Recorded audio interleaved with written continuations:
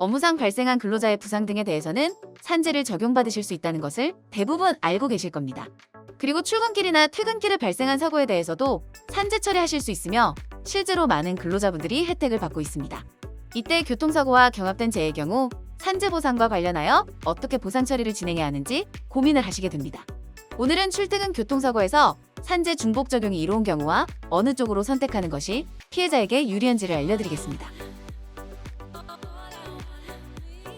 먼저 각각의 보상 범위에 대하여 알려드리겠습니다.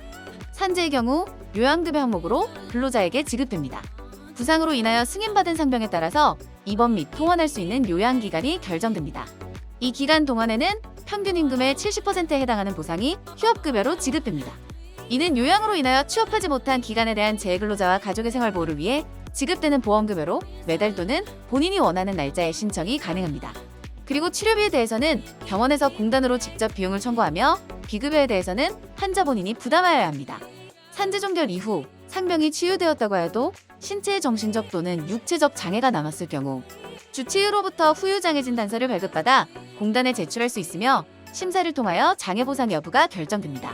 출퇴근 교통사고 사례자분들이라면 산재로 처리받지 아니하고 가해 차량으로 보험 처리 시 관련한 보험금 또한 항목별로 구분할 수 있으며 통상적으로 합의를 통하여 한 번의 일시금으로 당사자에게 보상이 지급됩니다. 크게는 위자료와 휴업손해 그리고 향후 치료비 등으로 설명할 수 있습니다. 산재와는 다르게 수술 등으로 발생되는 본인 부담금인 비급여 또한 보험사에서 지불 보증이 이루어지므로 피해자가 실제로 병원에 납부해야 하는 치료비는 없습니다. 부상으로 인해 휴업함으로써 수입의 감소가 있는 경우 이를 휴업손해로 주장할 수 있지만 전액 보상되는 것은 아니며 보험약관 지급 기준상 하루 실제 수입 감소액의 85%를 인정합니다. 그리고 퇴원 후 물리치료를 받으며 통원하는 때에는 실제 통원 일수에 대하여 하루 8,000원이 보상됩니다. 치료 후에도 만약 후유장애가 남게 되는 경우에는 노동 능력 상실률 정도를 객관적으로 입증하여 타당한 기간만큼의 상실 수익액을 산정할 수 있습니다. 이는 산재의 장애보상에 대응하는 부분이기도 합니다. 그렇다면 출퇴근길 교통사고 산재 중복 적용 이루어진 경우는 어떠한 때일까요? 이를 알기 위해서는 사고 경위에 따라서 판단되는 과실 비율, 그리고 피해자의 부상 부위와 정도 등을 모두 면밀하게 검토해야 합니다. 환자의 연세가 고령이고 과실 책임이 많다면 산재로 우선 처리를 받으시는 것이 좋습니다. 그리고 종결 이후 위자료 등의 항목에 대해서 자동차 보험으로 추가적인 보상을 고려해 보실 수 있으므로 중복 적용이 이루어진 경우입니다. 예로 척추 압박골절이나 팔, 다리 관절에 대한 부상의 경우 치료 이후라도 장애 잔존 가능성이 높으므로 이에 대한 별도의 위자료를 산정할 수 있기 때문입니다.